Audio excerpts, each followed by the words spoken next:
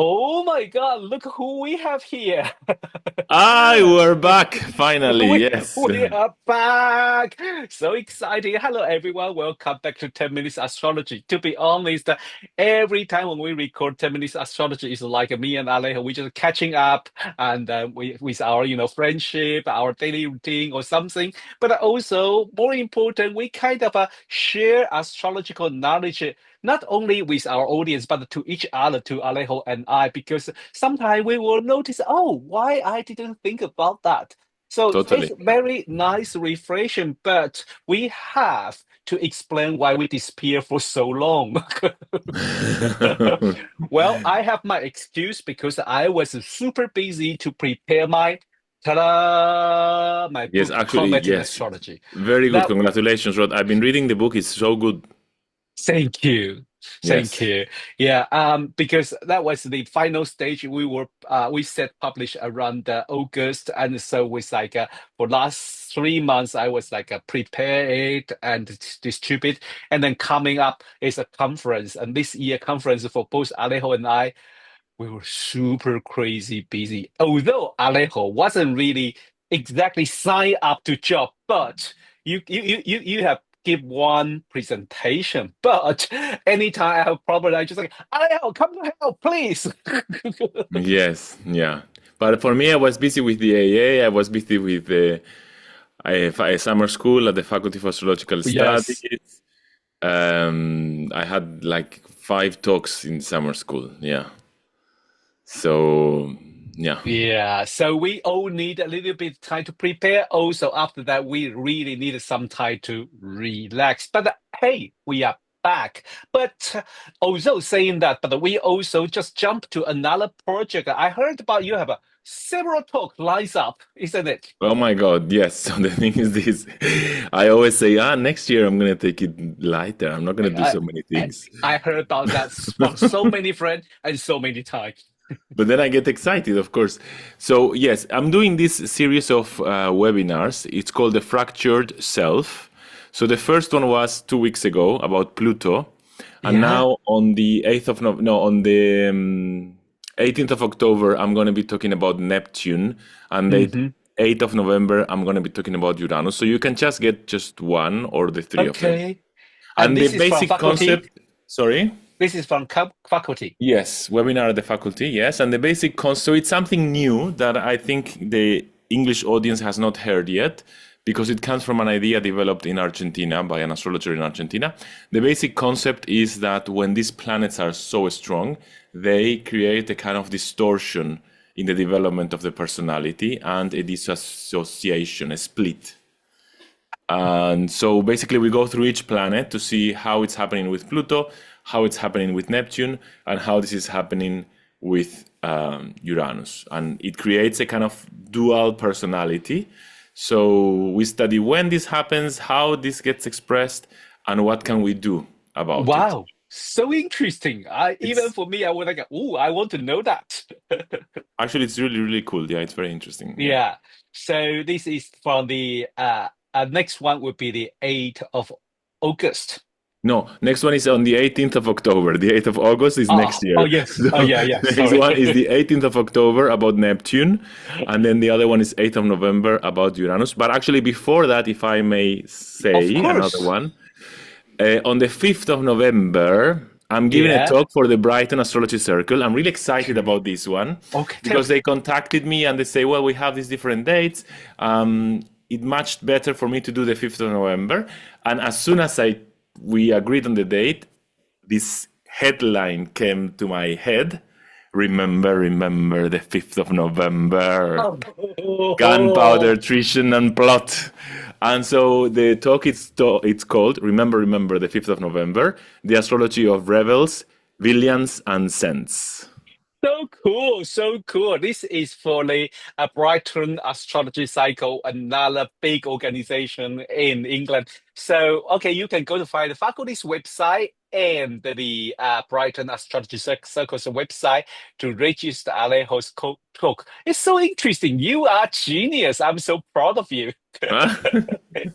Yeah, thank Well, you. And well, yep. I mean, there's something else we have to announce. Oh, definitely, yes. This is a big thing. But for our friend who probably is following us for 3 years, probably already know every year, toward the end of the year, we will have our Academy of Astrology online conference. And this year we have Alejo going to join us. And so this year the theme is called Step into Unknown. Because when I prepare this conference, I was thinking this year is really we full of this kind of uncertain because the outer planet move in and out, Saturn, Neptune, and Uranus move in and out from different signs, and that really caused some confusion. Say, should we go this way or should we go that way? Where is the trend and why something like an old fashioned coming back or hold that letting go? So I say we have to prepare for each other for this kind of a unknown situation and how to face it, even from the kind of psychological or philosophical feeling about how to face unknown.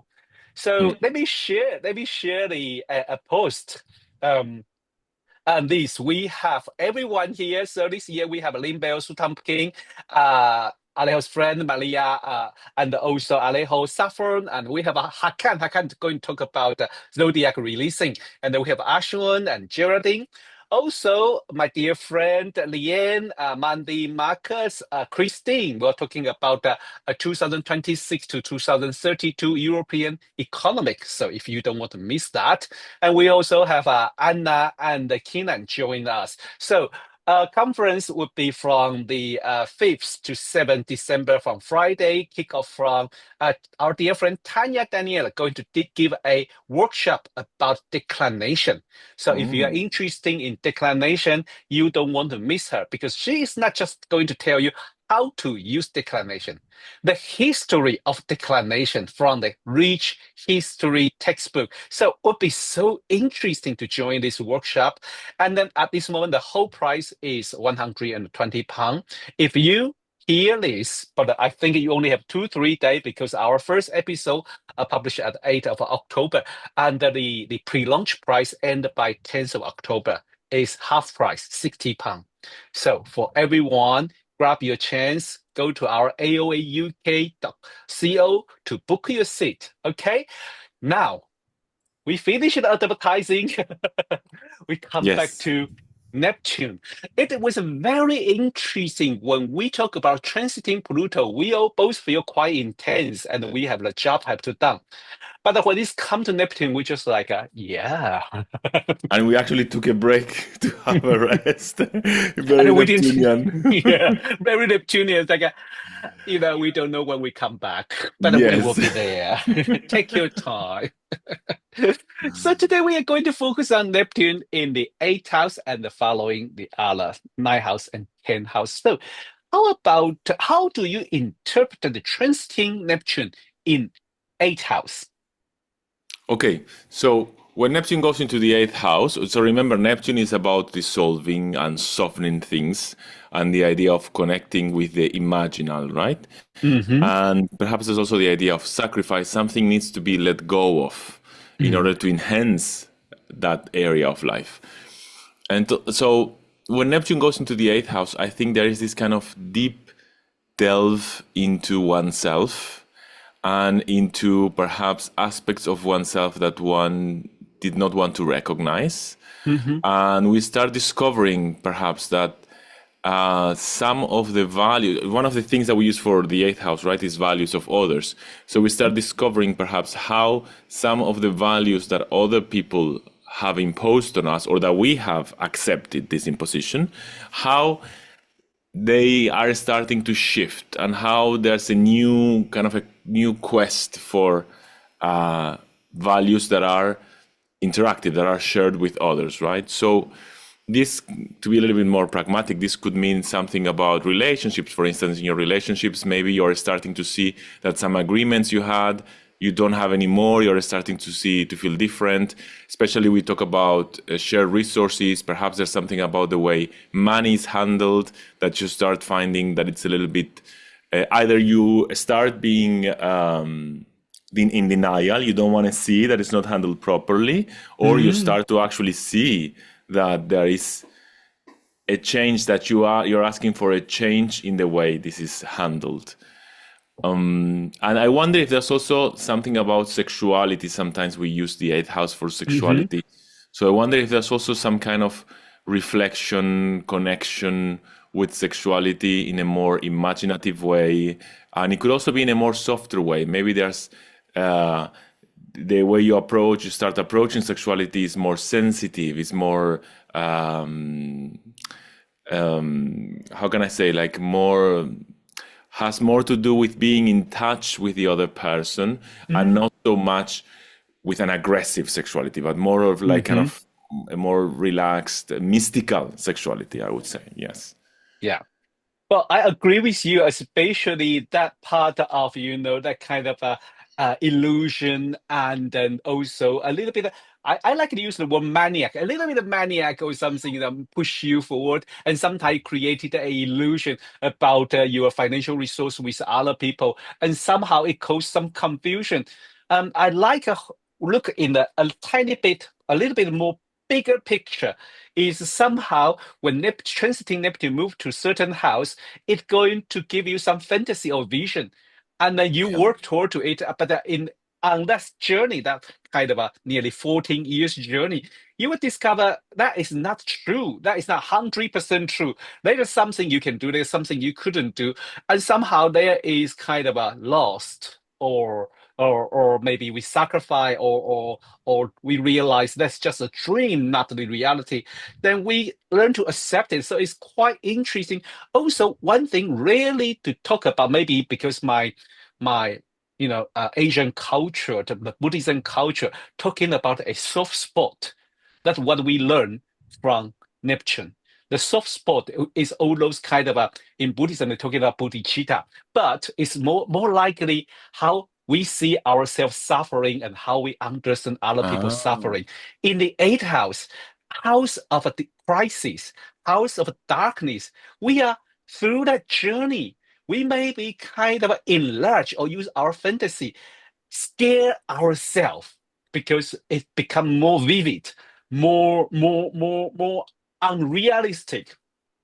So when transiting Neptune goes through this eighth house, it shows us the kind of scary event or scary dream that scare us. Then we prepare that it was prepare our soft spot to understand each other's feeling, to understand how each other feel about. So, or when how we dealing with crisis. So that for me is like a long journey to be kind, to train us to be a kind warrior toward to each other, especially when you mentioned about the our partner and the resource we share with each other, somehow we will have an illusion, say, oh, I don't need to worry about anything. There would be my partner, or that would be my someone else support me. And we maybe realize, oh no, I am dealing with dealing it on my own. So that is kind of a transiting Neptune goes through the eighth house journey. What do you think? I agree, and I think it's quite interesting this dual function that Neptune has, because on the one hand, yes, it can bring so many illusions, like you're saying, so many Mm. fantasies. On the other hand, I say, well, when we have a transit of Neptune, this is what Neptune is asking for: connect with your imagination, connect with your fantasies. Ah, So yeah. it's like it's so strange because at the same time, if you connect with these imaginations and these fantasies, yes, you might be idealizing situations and might escape from Hmm. reality, right? But at the same time, that's what Neptune is asking you for, to connect with your fantasies. So it's very interesting, this kind of navigation, Neptunian navigation, that kind of opens possibilities in a very uncertain way. And it's like Mm. Rod is saying, it's very unclear where things are going. And it's very hard to keep grounded because, on the one hand, we are being asked to connect with something Yeah. imaginal, with Hmm. possibilities. But at the same time, okay, we are being told be careful because you might get taken by it. Yeah. Yes, indeed. That is very interesting. A little bit also request a little bit creativity, isn't it? The Yes, I title, agree. yeah. Yes. Wow. Thank you, Alejo, today to share us this transiting Neptune in the eighth house. It's a very, very short 10 minutes astrology talk, but always we stay with the basic and help the beginner to understand how chart work. And now we are advanced to the transiting. So if you are wondering how to read the chart, we have a whole series of 10 minutes astrology in on this the list. So go to check them and let us know what you like. Okay. And don't forget for Alejo, he has a webinar talking about Neptune on the 18th of October. You can register from the faculty's website, and then also Brighton Astrology Group, his talk on the 5th of November, and also our astro ast Academy of Astrology online conference. I don't know why. As Academy of Astrology online conference on this in December, and go to find our website and register. I'll put it detail on the discussion area. Okay, thank you everyone. See you next time. Bye bye. Bye bye.